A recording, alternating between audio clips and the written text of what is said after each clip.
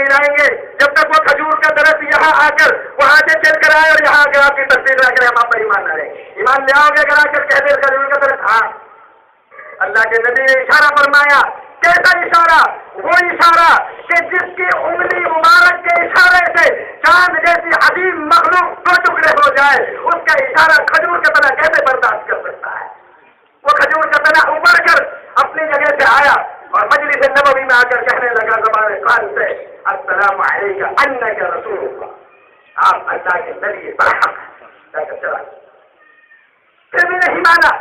اس کھجور کے درخت کی ٹہنی اپنی جگہ سے ٹوٹ کر آئے اور آ کر کہے تو اللہ کا نبی ہے، سب مانیں گے. ماننا تو تھا نہیں ان کو. اللہ کے نبی نے فرمایا، اشارہ کیا. ٹہنی اس طرح ٹوٹ کر کوئی جیسے ایک بچہ درخت سے اترتا ہے اور اپنے سر کے بل چلتی ہوئی آئی. فرمایا اشہد انک رسول اللہ، آپ اللہ کے رسول ہیں. ٹہنی، درخت، پتھر، ایک بچوں کو شکار کھیل گیا، کوہ مار کر لایا. اس نے سمجھا کہ نبی ہے، اس کا پتہ چل جائے گا. اس نے مردہ کو آپ کے سامنے پٹک دی. جب تک یہ کو الاجو میں حادث سب، جب تک یہ کو آپ کی تصدیق نہیں کرے میں آپ کو نہیں مانوں. ہمیں مان لے گا اگر یہ کہہ دے. ہاں میرے بھائیوں ذرا غور سے سنو، گو ہے، مردہ گو ہے اور جانور ہے. ہم تو انسان ہیں، عقل ہے، دماغ ہے، شعور ہے، سب کچھ اللہ نے ہم کو دیا ہے. مردہ گو کیا کہتی ہے؟ ارے کم سے کم میرے بھائیوں جانوروں سے ہی عبرت حاصل کر لو. جانور بھی کیا بولتے ہیں، جانوروں کے عقائد کیا ہے اور جانوروں کی محبت دیکھیے. مردہ گو بڑی ہے. اللہ کے نبی نے فرمایا یا رب اے گو، اتنا سننا تھا. گو کھڑی ہوئی، مٹی جھاڑتی ہوئی، فرمائی لبیک و سعدیک یا نبی اللہ. اللہ کے نبی حاضر ہوں، پوچھئے کیا پوچھنا چاہتے ہیں؟ فرمایا پہلا سوال کا جواب دے. من تعبد، تو کس کی عبادت کرتی ہے، کس کی پوجا کرتی ہے؟ گوہ نے کیا جواب دیا؟ فاجاب بلسان عربی فصیح مبین. بہترین عربی فصیح زبان بولنے لگی گو اور یہ کہا اعبد من فی السماء سلطانہ وبالبحر اعبد من فی السماء سلطانہ وبالبحر سبیلہ وبالجنۃ رحمۃ وبالنار عقابہ. میں اس ذات کی عبادت کرتی ہوں، میں اس ذات کو پوجتی ہوں، اس اللہ کو مانتی ہوں جس کی سلطنت آسمان اور زمین میں ہے، جس کا پایہ تخت یعنی عرش ساتویں آسمان سے اوپر ہے.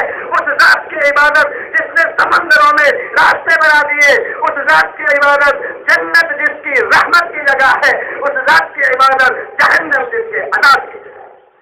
گو من انا، دوسرا سوال میں کون ہوں؟ یہی مطلب تھا. فرمایا انت رسول رب العالمین وخاتم النبیین قد افلح من صدقک وقد خاب من کذبک. آپ اللہ کے رسول ہیں، خاتم النبیین ہے اور ایک نسخہ گوہ کی زبانی قیامت تک کے انسانوں کے لیے اللہ کے نبی کی محفل مبارک کا ذری الفاظوں میں لکھا جا چکا. قد افلح من صدقک، کہ وہ کامیاب ہے وہ آدمی، کامیاب ہے وہ آدمی، کامیاب ہے وہ آدمی جو اپنے رسول کی تعلیمات پر عمل کرے گا، آپ کی رسالت اور نبوت پر ایمان لائے گا، آپ کی سنتوں سے محبت کرے گا، وہ کامیاب ہے. قد خاب من کذبک، جو آپ کی سنتوں سے بیزار ہوگا، جو آپ سے محبت نہیں رکھے گا، جو آپ کی محبت کے سامنے اولاد کی، بیوی کی، دکان کی، تجارت کی، عزیز اور قریب کی محبت کو آپ کی محبت کے سامنے لائے گا، ناکام ہوگا. کائنات کی ہر چیز نے اللہ کے نبی سے محبت کی ہے.